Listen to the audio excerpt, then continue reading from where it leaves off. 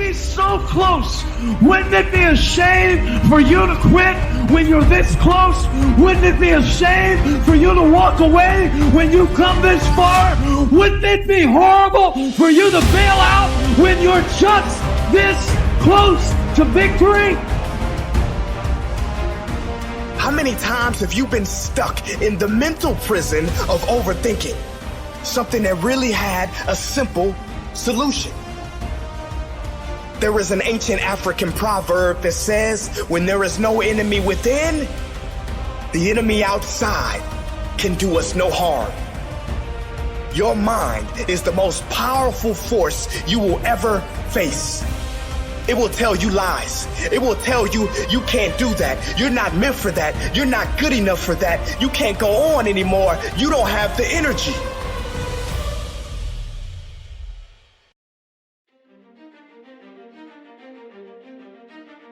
Yes, it hurts sometimes when you feel alone. It hurts sometimes when you're in that dark place and you feel no one cares about you. The first thing you got to realize is that you got to love yourself. It's about self-love. Start understanding that if you're going to do something with your life, you got to fall in love with yourself again. You got to stop self-hating yourself. Do something that's going to make you a better person. Make an impact in this world. Don't look at it as though it's something that you got to do temporary. Although we know that life is short, like many people in this world, they didn't realize that the next day they was going to be diagnosed with a cancer. They thought that tomorrow was going to be waiting for them and they did not wake up. But you are still living. Now what do you have to do? How are you going to move forward?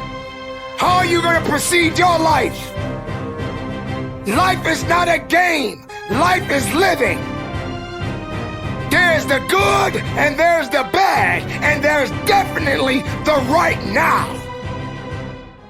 You can't wait for somebody else to make your life better. You got to make your life better. You got to focus on you. Now, I'm not saying forget the rest of the people, but I'm telling you to get rid of the things that are not making you strong, that are not making you better, that are not making you efficient, that's not putting you in a better place, that's not giving you the strength that you need to keep living the life that you have been given.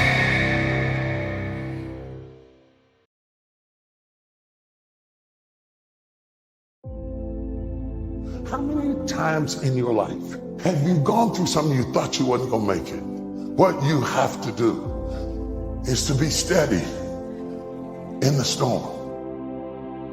If you're steady, you will outlast it. If you're steady, you will outlive it. If you're not steady, it's only because you don't have the faith to believe that there's something on the other side of it. Until you have had the taste of finishing, you will not respect yourself. Until you follow through, until something is done, tears and struggles and pain, and you go through it anyway, and you show up and you continue to fight on no matter the circumstances. After a while, something begins to wither inside of you. It's an urge. Every president has felt it. Every king has felt it. Every lion has felt it. Every winner has felt it. Every soldier has felt it. Every victorious person has felt it. The urge to quit. Don't you give up on your dream. There are many people who have the limitations in their minds, who have lost that fire in their eyes, who because of the experiences of life have said, no, I can't do that. A lot of people never try anything differently because when they thought about doing something at some critical point in their lives, somebody they respected and honored, someone they trusted said, you can't do that. And they accepted that. You have to eat the dream. You have to sleep the dream. You have to dream the dream. You have to see it when nobody else sees it. You have to believe it when you cannot see it. Nobody believes in you. You've lost again and again and again. The lights are cut off, but you're still looking at your dream, reviewing it every day and saying to yourself, it's not over until I win.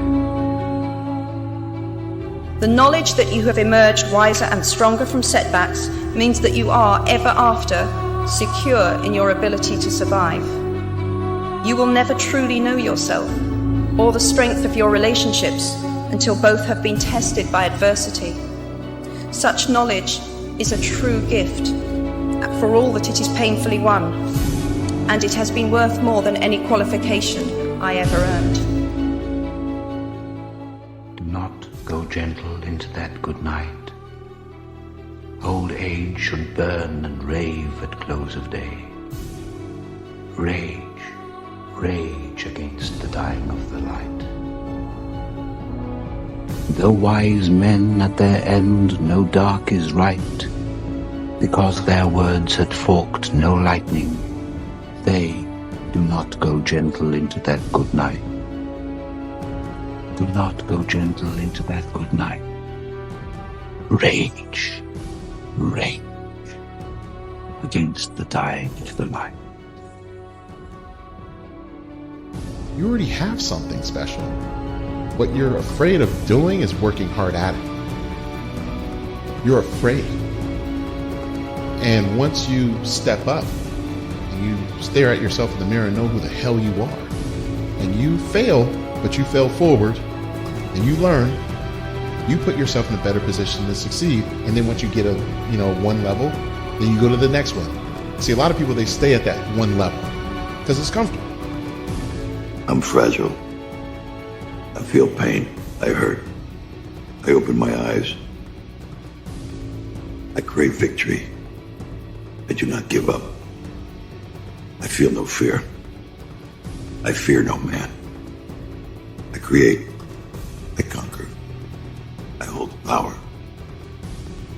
So no matter how great the setback, how severe the failure, you never give up.